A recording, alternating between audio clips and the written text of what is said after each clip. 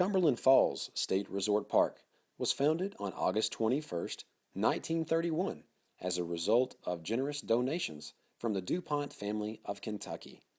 For over 80 years, Cumberland Falls State Resort Park has been home to multiple facilities and abundant activities for all ages and covering all hobbies.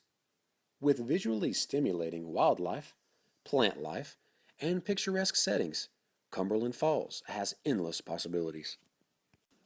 I had the opportunity to sit down with the Park Program Services Supervisor, Brett Smitley, to discuss Cumberland Falls State Resort Park. Cumberland Falls has been a resort since about 1875. Before that, very few people ever seen the falls because of just lack of accessibility, very mountainous, rugged terrain. And finally, people started making trails to see what they called the Great Falls of the Cumberland. Then, of course, people needed a place to stay, so they actually, in 1875, built a hotel right near Cumberland Falls. Of course, later was built onto, had a dining room, had probably many as 50 rooms at one time. Unfortunately, that hotel burned in 1949. They decided not to rebuild and build a lodge in another location. But during that time, had several owners. A family named Brunson took over in 1902, ran it up until the 1930s.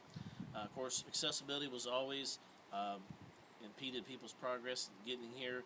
They could actually ride a train to Cumberland Falls Station, which was located about 12 miles from Cumberland Falls. And of course, then they had to board wagons pulled by horses or mules, load their suitcases and things. And then it would be about a 4 to 5 hour trip, covering just about 12 miles. And then, of course, they had to ford the river, and that was always could be hazardous due to the water levels. And then they would let people off here at the hotel. There was no road from the Corbin side until the late 1920s. Of course, during the 1920s, a company was formed called the Cumberland River Power Company, and they proposed to build a dam above Cumberland Falls. And this would actually allow the falls to dry up at different times. Of course, several people formed a Cumberland Falls Conservation Group where they wanted to protect the falls against any development. They tried to get a lot of people on board by going to town meetings and every function they could find. And of course, the power company had the support of the governor at the time and the legislatures, and it took several legislative sessions to convince the legislators to protect Cumberland Falls against development. But of course, they had no money to do so, to purchase the property originally, so the DuPont family put up about $400,000 to purchase 600 acres of land in 1930. Of course, during the 30s, our park was developed mainly by the Civilian Conservation Corps. Of course, a New Deal program that Roosevelt started to put young men to work, and they built about 20 miles of hiking trails. They built the original DuPont Lodge, a lot of cabins, picnic shelters, pretty much all the facilities that they used at that time. And still a lot of those facilities remain at Cumberland Falls. Unfortunately, that original lodge burned in 1940 and was rebuilt in 1941 by the WPA. It's still one of the oldest state park lodges we have in Kentucky. It's a very unique lodge built out of native sandstone and hemlock and pine from the area. Of course, we're probably one of the most visited attractions in the state of Kentucky, probably about the third most visited attraction. We receive about 700,000 visitors a year. In the 1750 exploration of Kentucky, Dr. Thomas Walker bestowed upon the site the name of Cumberland Falls after the Duke of Cumberland, the son of King George II. Over a century and a half later, Cumberland Falls took hold as a state park due to the efforts of T. Coleman DuPont and his large monetary contributions. Today, Cumberland Falls is home to many activities and programs. As Mr. Smitley pointed out, all sorts of occurrences take place on the site.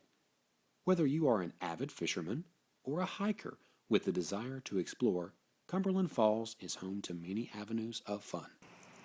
Cumberland Falls is also known as really an outdoorsman's playground. We have 20 miles of hiking trails. They have a very unique environment, a very large diversity of trees, plants, wildflowers. People come here to look at flowers and all the blooming trees that we have in the springtime. They also come here to do a lot of birding. People just really come to enjoy hiking. They also do whitewater rafting on the Cumberland River below the falls. We have an outfitter that runs the river through the summer months. And then also they do canoe trips above Cumberland Falls. We also have the nearby Daniel Boone National Forest, which has lots of trails, natural arches, other smaller waterfalls, and also the Big South Fork National River and Recreation Area is nearby also. So this area just has a wealth of outdoor recreation opportunities. Also through the summer months, we do guided hikes. We do all types of recreation activities. We do a dance program, arts and crafts, canoe trips, archery. So it's like going to camp for families. They can bring their kids and do all the activities on the schedule, and everyone has a lot of fun. We also do a lot of special events, nature photography competitions. We do a Native American weekend. Of course, we do a lot of programs with school groups. We do bus tours.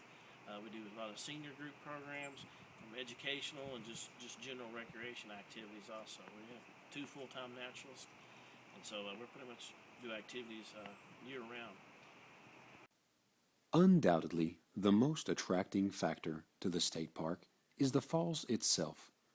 A romantic and enveloping feeling occurs when a visitor feels the mist of the falls and hears the rush of the water.